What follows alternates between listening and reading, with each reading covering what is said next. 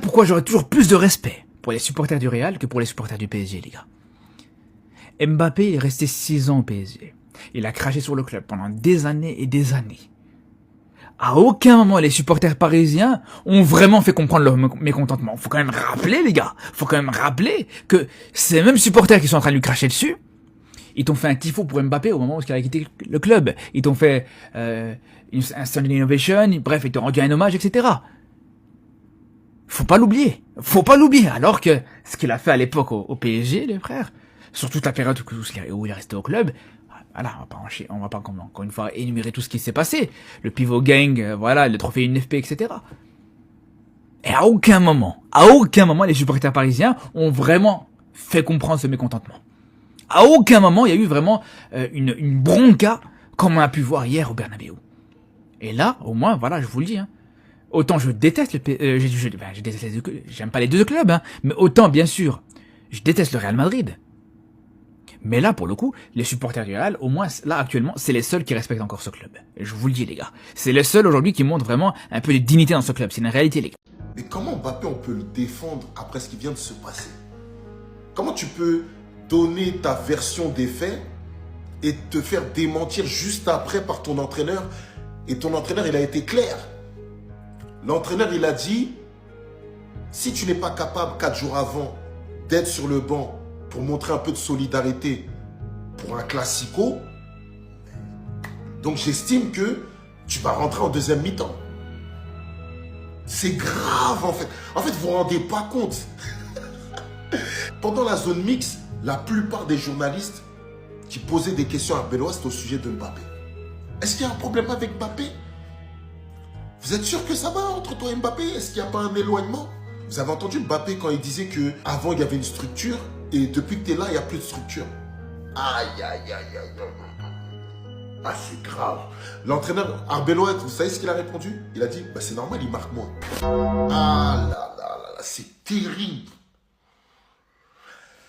Moi, je sais pas, hein, je sais pas. Entre Pérez qui est débordé, le vestiaire qui a éclaté en fumée, Mbappé qui fait pire qu'au PSG. Moi, je sais pas.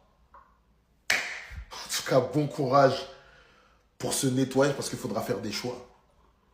Il faudra vraiment faire des choix. Et si les choix ne seront pas faits, il y aura une bagarre générale au sein de ce club, je vous le dis. En fait, au PSG, on a eu que l'introduction, les gars. Parce qu'on apprend encore des nouvelles par Aquababe, qui est mêlé maintenant au monde du football. À ce qui paraît, Karim Benzema et d'autres anciens du Real Madrid ont une volonté commune, empêcher Mbappé d'être la star absolue du Real Madrid. Benzema soufflerait régulièrement à l'oreille d'Arbeloa, les deux anciens hermanos étant restés très proches.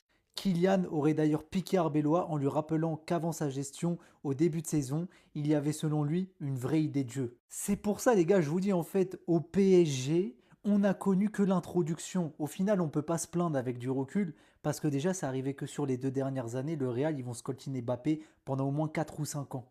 Carrément jusqu'à Aquababe, qui vient parler de ce qui se passe dans le vestiaire du Real Madrid. Aquababe, à la base, c'est un mec qui est dans les dramas de télé-réalité, les gars. Après, vous me direz, en ce moment, le Real Madrid, c'est plus de la télé-réalité que du vrai football. En tout cas, je sais pas jusqu'où ça va aller cette histoire, mais heureusement pour le Real Madrid que c'est la fin de saison, qu'il va y avoir la Coupe du Monde, ça va faire une bonne coupure et peut-être que Mbappé et tous les joueurs du Real reviendront avec de bonnes intentions au mois de juillet pendant la préparation estivale. Les gars, je vais être très clair avec vous. Je suis pas un pro Vinicius, je ne suis pas un pro Mbappé. Je suis simplement un pro Real Madrid. Tout ce qui touche le Real Madrid va forcément m'affecter. En l'occurrence, cette zone mixte, elle m'a touché, je vous cache pas. Mais est-ce qu'elle m'a touché au point vraiment d'être en colère contre Mbappé? Non. Parce que je m'attendais à rien. Je vous cache pas que l'histoire de la story, j'étais vraiment énervé directement contre Kylian Mbappé. Parce que j'avais quand même un petit espoir. Mais là, au final, je m'attendais à rien. Je savais que s'il partait en zone mixte, il allait allumer tout le monde. Il allait se lâcher. Supplément, il était sur le banc. Je pensais vraiment qu'il allait se taire. Donc ouais, non, au final, je m'attendais à rien. Moi, je vous cache pas que j'en veux à un autre élément du Real Madrid. Et ça, je veux vous en parler. Mais avant, ceux qui veulent savoir un peu mon avis au sujet de Kylian Mbappé et tout ça, C'est sur YTB, vous vous abonnez, vous lookez la vidéo. Elle fait à peu près 15 minutes. Donc voilà, faites-vous plaisir. Florentino, je t'en veux toi. Parce que c'est toi qui as autorisé le manque de respect. T'as été trop laxiste bizarrement cette année. Ça a commencé avec Vinicius. Vinicius, quand il sort de manière virulente, qui montre son mécontentement de manière publique envers son entraîneur, ce qui remet en cause son autorité. Il n'y a pas eu de sanction juste après. Vinicius, il s'est excusé, mais il s'est pas excusé envers la personne principale qui est Xabi Alonso. Ça a commencé à partir de ça. Le manque de respect que Valverde a eu pendant cette saison-là, ça n'a pas été sanctionné. Par la suite, il y a eu une bagarre entre Valverde et Tchouaméni. Une sanction seulement financière, mais pas sportive. Qu'est-ce qu'on peut faire de plus à ce sujet-là? Mbappé qui s'autorise à liker des posts sur Instagram, à parler en zone mixte et dire n'importe quoi, et aussi faire des stories Instagram. Qu'est-ce que tu veux? Pas de sanctions, ni rien. Laxiste. Sur absolument tout. Je vous ai dit une nouvelle fois, je ne suis pas pro Vinicius, je ne suis pas pro Mbappé. Je suis seulement pro Real Madrid. Voilà. Bellingham qui s'autorise à faire des stories aussi. Très bien. Très très bien. Voilà. On va tous rester comme ça. On va rester comme ça. C'est pour ça que je suis plus déçu. Voilà. La zone mixte, c'est vraiment la cerise sur le gâteau, vraiment. Bon, ok. Très bien. Je le savais déjà. Les gars, c'est la guerre au Real Madrid, ça y est, c'est officiel. On savait déjà, mais là, c'est officiel, ils sont en roue libre. Hier, en conférence de presse, il y a eu un tour de passe-passe entre Mbappé et Arbeloa. Waouh, regardez. Déjà, ça a commencé par Mbappé. Il a dit, le coach m'a dit que j'étais 4e attaquant de l'équipe. J'étais prêt pour être titulaire, mais il faut respecter la décision de l'entraîneur. Je dois travailler pour être meilleur que Gonzalo, Garcia, Franco Mastantuono et Vini pour avoir du temps de jeu. Donc déjà dans sa déclaration, tu vois très bien qu'il fait de l'ironie, qu'il se fout de la gueule d'Arbeloa. On va pas faire semblant, hein, mais faire genre je dois travailler plus pour être meilleur que Gonzalo, Garcia ou Mastantuono, on sait très bien. Là, c'est un pic à Arbeloa. Arbeloa, il a répondu à ça. Il a dit, j'ai jamais dit ça. Je ne lui ai pas dit ça, j'ai même pas 4 attaquants. Donc en gros, je peux pas dire qu'Mbappé est le 4e attaquant, j'ai pas 4 attaquants.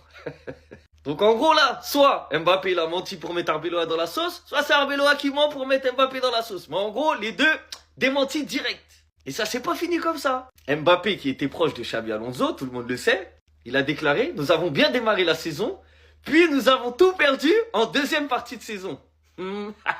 J'ai l'impression que nous avions un style de jeu, une structure, et que nous avons tout perdu. Donc là en fait, là il tire à balles réelles sur Arbeloa, en mode, quand il y avait Xabi Alonso, on avait une structure, on avait un jeu. Quand lui, il est venu, on a tout perdu. Les gars, c'est une dinguerie ce qui se passe. Je sais pas si vous vous rendez compte, c'est une dinguerie. Du coup, Arbeloa, il a répondu. Les journalistes, ils lui ont dit ce que Mbappé, il a dit. Arbeloa, il a répondu. Il a dit qu'on avait une meilleure structure en première partie de saison. Peut-être qu'il marquait plus de buts en début de saison et moins maintenant. Oh, les gars, c'est chaud dans la ville. On vous dit c'est chaud, c'est chaud. Il n'y a plus personne qui se retient. Avant, ça tirait à blanc, maintenant, ça tire à balles réelles. Et Mbappé, pour enfoncer le clou, il dit, je regarde pas les conférences d'Arbeloa. Je sais même pas ce qu'il dit. J'ai la télé française, j'ai pas la télé espagnole à la maison. Donc moi, en gros, tout ce qu'il dit, j'écoute pas, je sais pas, je tombe pas dessus. En gros, hein, je m'en fous de ce qu'il raconte Arbeloa. Après, on sait tous comment ça va finir, hein, de toute façon. Arbeloa, il va partir. C'est Mourinho qui va arriver. Mbappé, il va rester. Lui, il va rester, hein, il est sous contrat. Mais les gars, c'est chaud. C'est chaud au Real. Comment ça va finir? Parce que là, je vous parle du problème entre Arbeloa et Mbappé. Mais après, je vais faire une autre vidéo. On va parler du cas Mbappé et des autres joueurs. Parce qu'on voit très bien qu'il n'y a aucune entente entre eux. Bref, restez connectés, restez branchés. Prochaine vidéo.